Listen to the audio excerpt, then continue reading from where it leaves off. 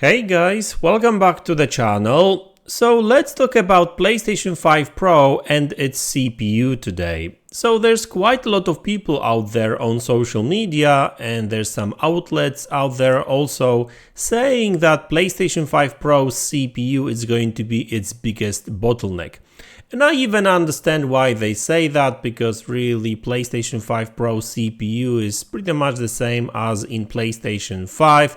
Yes, there's this extra mode which makes PlayStation 5 Pro CPU to run around like 5 or 10% faster, but it requires extra work on developers' part. It's not like out of the box kind of solution, if you know what I mean. So, question is, how many developers will really take advantage of it, right?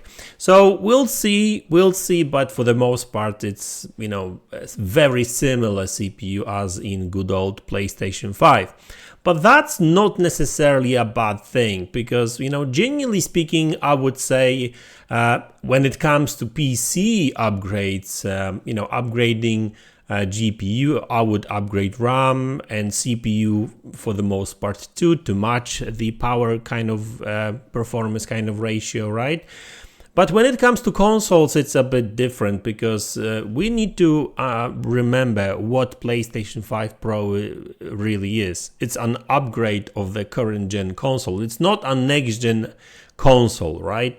And I even remember PlayStation 3 and then PlayStation 4, basically consoles which were kind of similar, which had kind of similar CPUs when it comes to like raw performance, right? So even back then there wasn't any kind of sort of upgrade, or very little, and that was like a new generation. And over here we're talking about just an update, an upgrade of still this generation console. And this upgrade focuses mainly on the GPU power, ray tracing, better image quality, and that kind of stuff, right? Because let's face it, for the most part, these consoles, both Xbox Series X and PlayStation 5, not to even mention Xbox Series S, when it comes to 30 frames per second games, the image quality is pretty good, right? I mean, I would say that it's very good for the most part. But when it comes to performance modes in many games, yeah, that's where these games take a hit. Graphics takes a hit. Basically, you get a game running at 60 frames per second, but with a wishy-washy kind of visuals, right? So that's not really great for the most part, and that's all. But hey, let's not focus on the graphics. Let's talk about CPU. So the thing is that the reason why I don't think it's necessarily a big problem is because developers developing games for this generation consoles, whether that's PlayStation 5 or PlayStation 5 Pro, they will first focus on PlayStation 5 anyway, and then do whatever they can to upgrade the game for PlayStation 5 Pro, right? So for the most part, that CPU upgrade sure would be nice to have, like if we go back to last generation and PlayStation 5 Pro, or even better Xbox Series X. These consoles offered like 20-30% boost in terms of clock speeds on the CPU side of things. These were the same CPUs but running much faster, right? 25-30%. So in many games you actually did see improvement, but even back then these upgrades were not enough for the most part, for the most games, to make these games to make 30 frames per second games to run at 60, right? And I kind of feel like I think that was the kind of thinking on the Sony's engineering side, that hey, I mean, you know what, there's no way we could put a CPU powerful enough to make 30 frames per second games to run at 60, so let's not just bother, right? I mean, I think that was the thinking, although I still must say that it would be nice to have at least like a 20% boost in terms of like clock speeds on the CPU side of things, like constant boost, not like like some additional kind of trick on the developer side.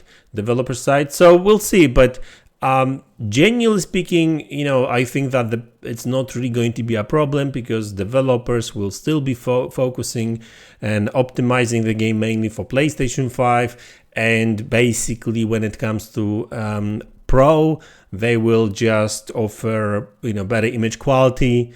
So, once they've got the game running great on PlayStation 5 and offering whatever modes they will have on offer for that particular game, then, then PlayStation 5 Pro will come and basically offer, quality mode, PlayStation 5 quality mode at 60 frames per second.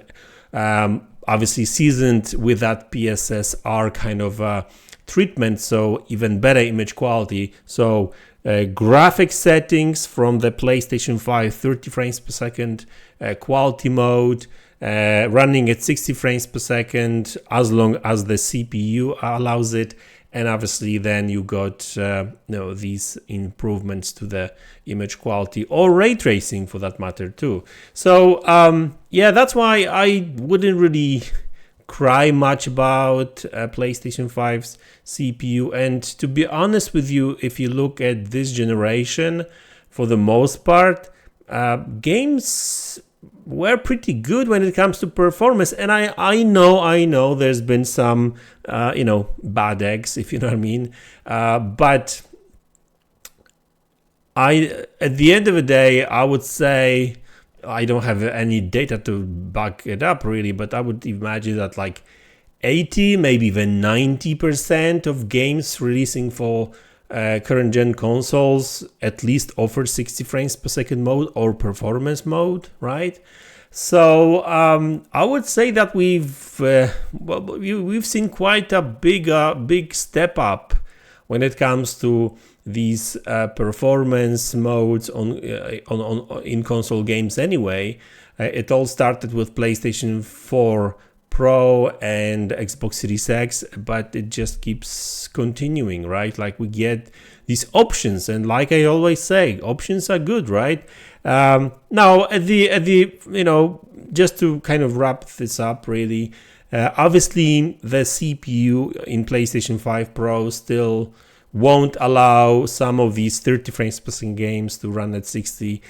So whether we talk about Grand Theft Auto 6 or maybe some other games in the future, these probably going to still be 30. But if you look at like especially first party games coming from PlayStation, even some third party games, they offer 60 frames per second and they look pretty good on these current gen consoles too. So yeah, is PlayStation 5 Pro's CPU is going to be a bottleneck?